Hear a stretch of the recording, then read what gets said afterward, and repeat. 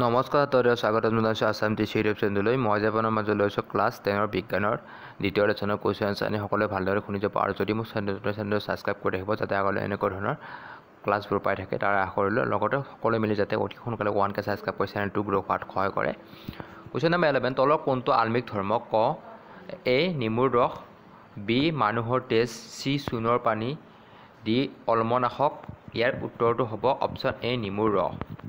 Question number 12, ব্ৰাহন হৈছে এ sodium bicarbonate জলীয় দ্ৰব্য, বি ছডিয়াম ক্লৰাইডৰ জলীয় দ্ৰব্য, চি ছডিয়াম কাৰ্বনেটৰ জলীয় দ্ৰব্য, ডি ছডিয়াম হাইড্ৰক্সাইডৰ জলীয় দ্ৰব্য। উত্তৰটো হ'ব বি ছডিয়াম ক্লৰাইডৰ জলীয় দ্ৰব্য।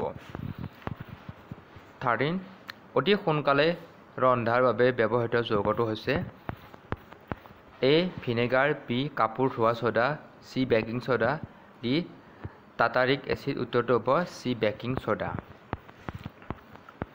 15 নম্বৰ, মিল্ক অফ মেগনেছিয়া হৈছে A zinc hydroxide, B magnesium hydroxide, C calcium hydroxide, D aluminium hydroxide.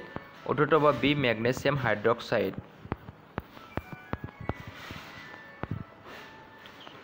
14 number অৰ্থাৎ ওলোটা হৈছিল অলপমান PDF পঢ়াত। কাপোৰ ধোৱা ছ'ডাৰ কিমান পানীৰ অণু আছে?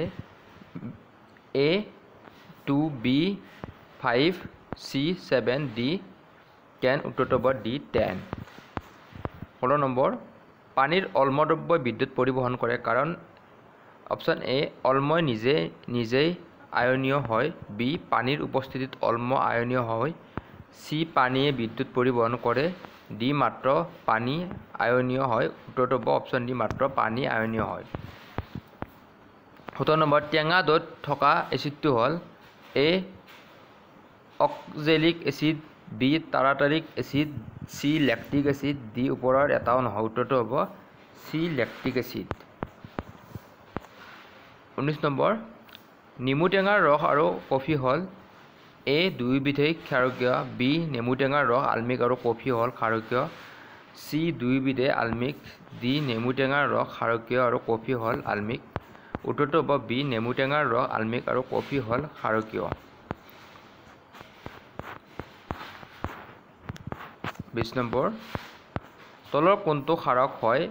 এ C2H OH, KOH, C NaOH, D NaOH। উত্তৰটো হ'ব এ CHOH। 21 নম্বৰ, এটা দ্ৰব্য ৰঙা লিটমাছ নীলা কৰিছে, ইয়াত পিৰ হ'ব পাৰে option A 1, option B 4, option C 5, option D, ইয়াত বি দিয়া কৈছে ডি হ'ব লাগিছিল, অপশ্যন ডি 10। উত্তৰটো হ'ব 10। 22 নম্বৰ, এটা দ্ৰব্যই গুৰি কৰি লোৱা কণীৰ খোলাৰে সৈতে বিক্ৰিয়া কৰি এটা গেছ উৎপন্ন কৰে, গেছটোৱে চূণপানী ঘোলা কৰে। এই দ্ৰব্যটো থাকে A NaCl, B HCl, C LiCl, D KCl। উত্তৰটো হ'ব বি HCl।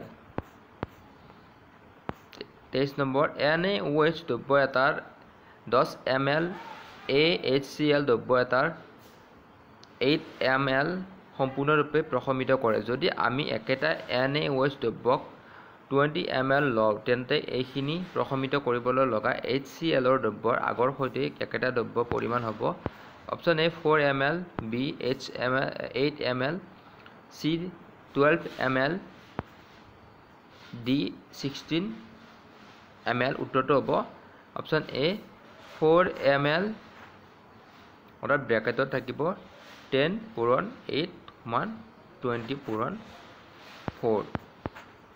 24 নম্বৰ, অজীৰ্ণতাৰ চিকিৎসাৰ বাবে তলৰ কোনটো ধৰণৰ ঔষধ ব্যৱহাৰ কৰা?